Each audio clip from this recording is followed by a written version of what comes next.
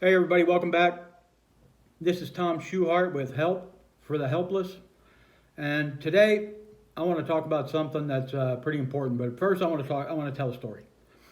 There was this woman. She had just gone through a horrible divorce.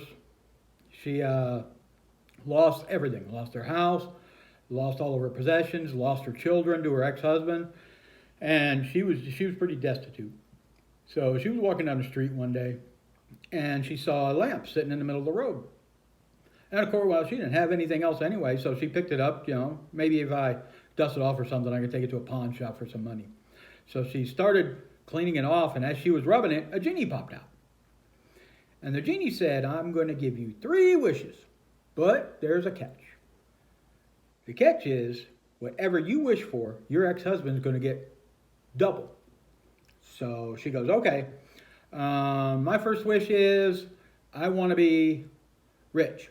Boom, she was rich, but her ex-husband was twice as rich. She goes, "Well, that's not fair. So let me try it again."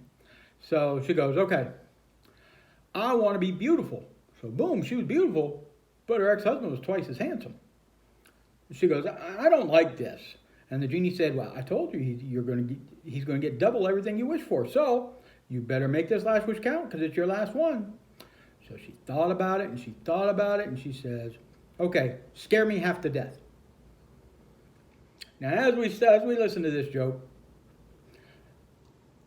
every one of us has been hurt, and every one of us has been hurt, and we don't know how to deal with it.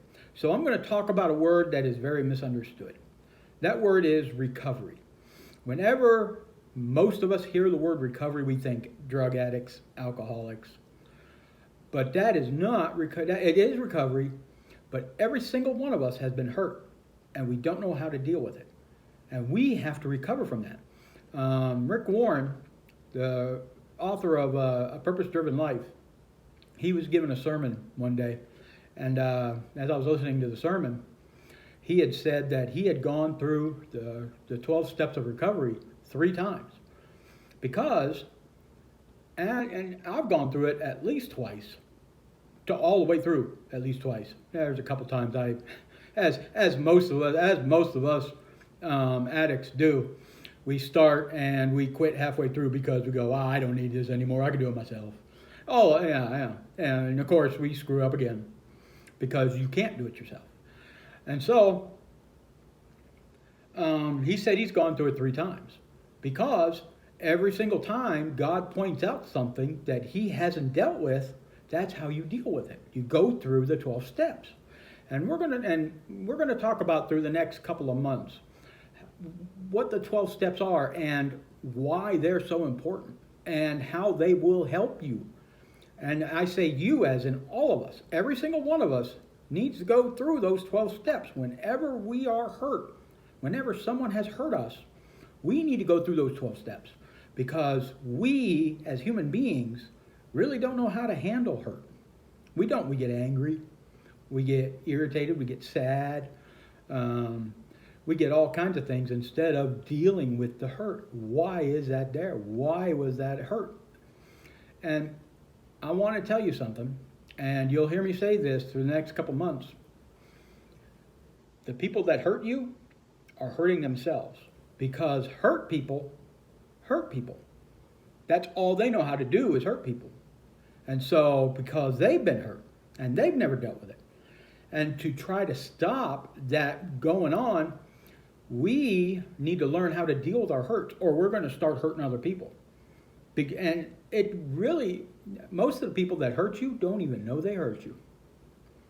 And so sometimes you'll say, "Well, I'm just going to ignore that person," or I'm just going to do that. Who are you really hurting? Are you hurting the person that hurt you? No, you're hurting yourself. Because you haven't dealt with that pain. You haven't dealt with that hurt. So let's look and see what the Bible says about recovery. So 2 Timothy 1:7 says, "For God has not given us a spirit of fearfulness, but one of power, love, and sound judgment." Now there's something very important I want to point out in this verse. Okay? And it's something that a lot of people probably don't see the first time they read it. But it says, "For God has not given us a spirit of fearfulness." but one of power, love, and sound judgment. The verse does not say, use your sound judgment, use your power, use your love. It says God has given it to us. So you do not have sound judgment. If you're making a big decision and you don't consult God first, or any decision, and you don't consult God first, it is not of sound judgment, because we as humans don't have it. We don't have sound judgment. And you can look at all the mistakes that we've made in our lives, every single one of us. So we need to consult God. And we're going to talk about how to do that later. Okay? But I wanted to point out to you that you yourself cannot have sound judgment. It has to be given to you by God. And it's not something that God gives you.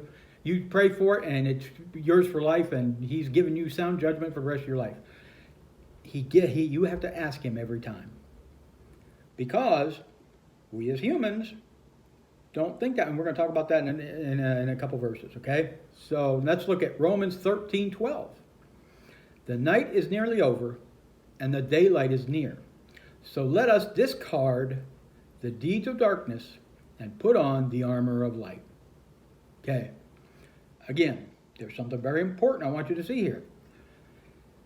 Paul says in Romans that the night is nearly over and the daylight is near. He does not say, so, when you occasionally do deeds of darkness, discard them. He didn't say that. He said, so let us discard the deeds of darkness. Why did he say that? Because we all make deeds of darkness. We do. We don't. Some people do it more than others. But he does say, and put on the armor of light. Putting on an armor of light is an action. It's a thing that you have to do. So you actually have to put it on, like a coat. A coat will not just magically come and put itself on you, unless you're Stephen Strange and the cloak of levitation. But we're not going to talk about that. Okay, so you have to actually. It's something you actually have to do. Put on the armor of light. Okay. Now, why am I saying this? I'm saying this because some of you, let's just say, justify what you do, the deeds of darkness. Well, if he didn't do this, then it would have made me do that. One time I was talking to somebody and I proved him right. And so after I proved him right, I said, could you give me an apology? And here's the apology I got. I'm sorry that you made me say that. Is that an apology? Not really. Because I didn't make you do anything. You said it because you are a person that's hurting, just like everybody else. So understand that the deeds of darkness is there. And we have to discard it and actually put on the armor of light. Okay, let's look at Ephesians 5:15. Pay careful attention to how you walk, not as unwise people, but as wise. Now, how do we know who is wise and who is unwise? How many times have you gone to somebody because you trusted their judgment and you thought they were wise, and they gave you advice and it just totally tubed. So when you walk not as unwise people but as wise people, ask God. Now, I didn't say that God is that you're supposed to go and talk to God first. You talk to God first, but you ask Him, who should I go for advice? Who should I talk to for advice? Because our opinion of who's wise and not wise may not be the right one. I have actually thought people were wiser than they were sometimes. I know you find that hard to believe because I'm such a wonderful person. I know. To put the surprise look away, okay? But I'm telling you, sometimes our opinion is skewed. Now, let's look at James 1, verse 12. Blessed is the one who perseveres under trial, because having stood the test, that person would receive the crown of life that the Lord has promised to those who love him. If we do these 12 steps, if we learn how to deal with our hurt, if we learn how to deal with to persevere these trials, then God will give us the crown of life. Now, of course, the crown of life, that's a whole nother lesson in itself. But we have to learn how to do this. The only thing we really have learned is how to hurt people because people have hurt us. And that's what we've been taught. So we, as human beings, need to unteach that to ourselves. Okay? And again, for the next couple of months, unless somebody puts in the comments something else they would really rather talk about, I want you and I want us all to go through these 12 steps. And we're going to go through these 12 steps, and we're going to go through it in a biblical fashion. You know, when I was going to Alcoholics Anonymous, I quit going to Alcoholics Anonymous meetings because the second step talks about a higher power. And one of the guys in the meeting spoke up, and he said his higher power was the post sitting next to him. And if that's your higher power, how low are you? That's not even a thinking. That's not what is that? So we're going to look at the 12 steps, but we're going to look at them biblically. Okay, we're going to look at them exactly how they were written, but we're also going to go look at what Celebrate Recovery calls the 8 principles, which are based on the Beatitudes. And we are going to learn together, all of us, what recovery means and how to deal with those hurts, habits, and hang-ups. So again, if you like the video, hit the like button underneath. Also, hit the subscribe button, and it'll tell you, and make sure your notifications are on, and it will tell you when new videos are posted. I'm actually going through a little bit of a life change. I'm going to a new job starting the middle of next month, and we're going to be moving back to Charleston, where my beautiful bride is from. So I'm going to be posting more videos in the next couple weeks because I'll have more free time. But I want you guys to keep learning, keep listening, and most of all, keep loving each other, because we want to have joy.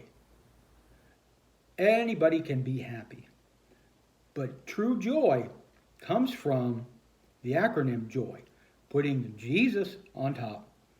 Then the O stands for others, which is every other human being on earth, and the Y is yourself. And if you put your life in that order, you will have true joy. So thank you for listening, and I love you.